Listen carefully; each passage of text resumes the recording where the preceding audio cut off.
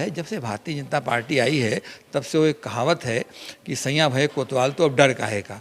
उन्होंने अपने बयानात से क्या क्या बयानात आते हैं भाई, काटो मारो मुसलमानों के सिलसिले से इस तरह के बयान आते हैं, कोई एक्शन नहीं होता। तो जो चाहो कहो, जो चाहो बोलो, लिंचिंग करो, कोई बहाना बना के कुछ करो, तो उनके हौसले इस तरह से निगेटिव मनफी तौर पर बुलंद है। डीजे वो धीरे भी रहता है तो वहाँ पहुँचते हैं तो इतनी तेज़ कर देते हैं कि अगर आपकी गाड़ी वो जो नारे निगेटिव लगाते हैं मुसलमानों के ख़िलाफ़, वो गलत बात है। वक्ती तौर पर इस तरह से जब जज्बात मजरू होते हैं तो इंसान कुछ सोचता नहीं है। उस पर तो आपने 1 2 3 4 5 ले लिया, आप फर्जी इनकाउंटर भी कर रहे हैं। जब कोई मुलजिम पकड़ा जाता है, जब कोई, तभी आपको याद आता है कि उसका मकान जो है वो सड़क पे बना हुआ, उससे पहले नहीं आता। देखिए बात बड़ी सीधी से है, बीजेपी का एक एजेंडा है मुस्लिम दुश्मनी, मतलब इस्तेमाल कर रहा हूँ, और उनकी स्ट्रेटजी भी है मुस्लिम दुश्मनी, स्ट्रेटजी भी है। और वो जो स्ट्रेटजी उन्होंने शुरू से अपनाई है और 2 से लेकर के सरकार में आ गए, तीसरी बार आ गए, वो अब उस स्ट्रेटजी से पीछे नहीं जा सकते। वो कोई दूसरा खाका पेश करके अपनी तरफ लोगों को मुतवज्जे नहीं कर सकते।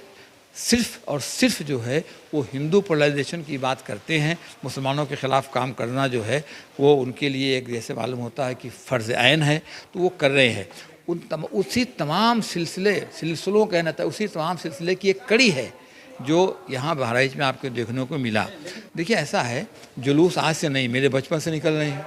जुलूस में हम भी शामिल होते रहे हैं, और हमारे हिंदू भाई जो हैं वो मुहर्रम के जुलूस में और कभी मिलादुन नबी के जुलूस पे स्टेज पर आते रहे हैं।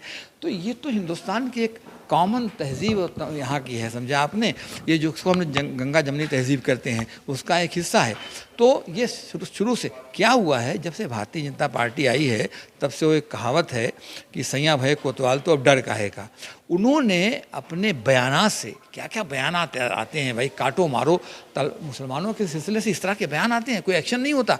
तो जो चाहो कहो, जो चाहो बोलो, लिंचिंग करो, कोई बहाना बना के कुछ करो, तो उनके हौसले इस तरह से निगेटिव मनफी तौर पर बुलंद है। नतीजा क्या हुआ, जब वो सामने से गुजरते हैं मुसलमानों, क्या पहले भी जाते थे मुसलमान, वो जब जाते थे तो वहाँ पर खुद ऐसा रहता था, वो अपनी आवाज़ को धीरे कर लेते थे और उसके बाद नारे लगाते थे, जाते थे, मुसलमान खड़े हुए हैं, हंसी मजाक भी उसमें होता था, अपना जुलूस निकल गए, फिर आवाज़ तेज़ कर लिया।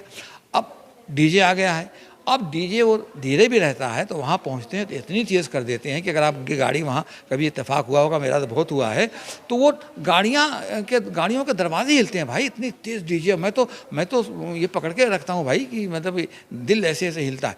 तो वो इतनी फुल वालों पर बजाते हैं, कोई बात नहीं बजाओ भाई, लेकिन उसके बाद वो जो नारे निगेटिव लगाते हैं मुसलमानों के ख़िलाफ़, वो गलत बात है। तो उस पर जो है मजहबी जज्बात मजरू होना लाजिम है, वो भी ठीक है।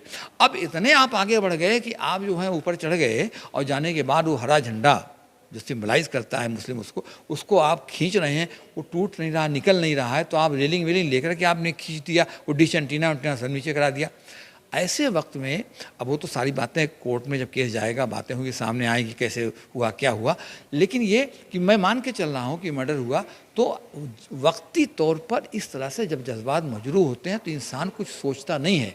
आपने देखा होगा कि बहुत सारे लोग आपको मिले होंगे ज़िंदगी में जिन्होंने ज़िंदगी में कोई जुर्म नहीं किया, कोई जुर्म, मगर मर्डर कर दिया, इसलिए कि वक्ती तौर पर कुछ ऐसा हो जाता है कि आदमी सोचता है अब जो होगा देखा जाएगा। तो ऐसा कुछ हुआ होगा, अच्छा ठीक है, गलत है, हम उसकी मजम्मत करते हैं, करनी भी चाहिए।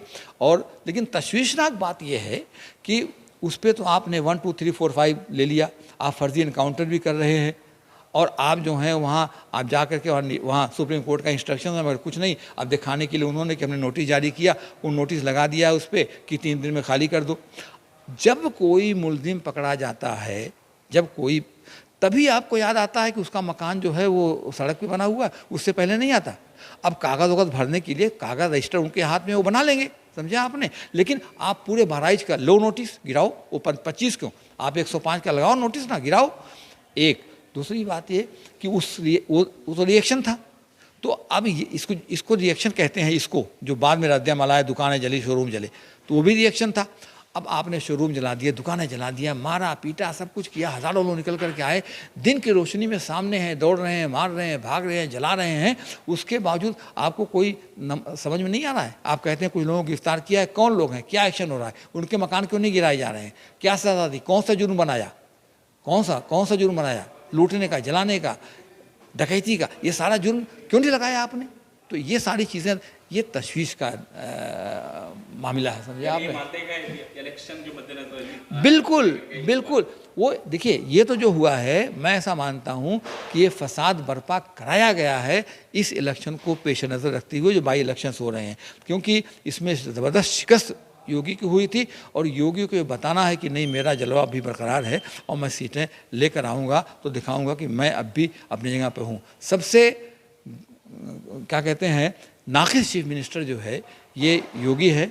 कम्युनल फ़िरका परस्त हालांकि 3-4 हैं जो सबकत ले जाने की कोशिश कर रहे हैं, आसाम का और आपके इसका उत्तराखंड का, और ये भी आ गए हैं प्रदेश में, मध्य प्रदेश वाले, सब इसमें लगे हुए हैं। लेकिन नंबर 1 पे यही हैं, इनकी निगाहें कहीं दूर है कि जब मोदी जी हटेंगे तो अमित शाह के बीच में आएंगे, मैं ही जाऊंगा। तो उस निगाह को सामने रख करके ये सब काम कर रहे हैं कि आज नहीं तो कल नहीं, ताकि मैं अपना हिंदुइज्म की कमान जो है वो मेरे हाथ में रहे।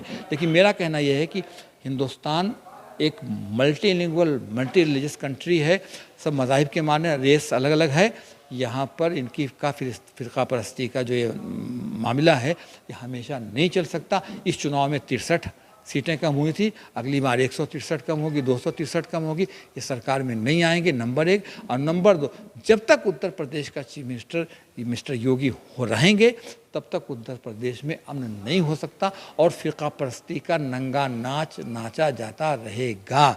और लॉ एंड ऑर्डर की बात करते हैं, यही मेंटेन है लॉ एंड ऑर्डर जो हो रहा है, रोज़ खबरें देख लीजिए, समझा आपने। ये है मेरा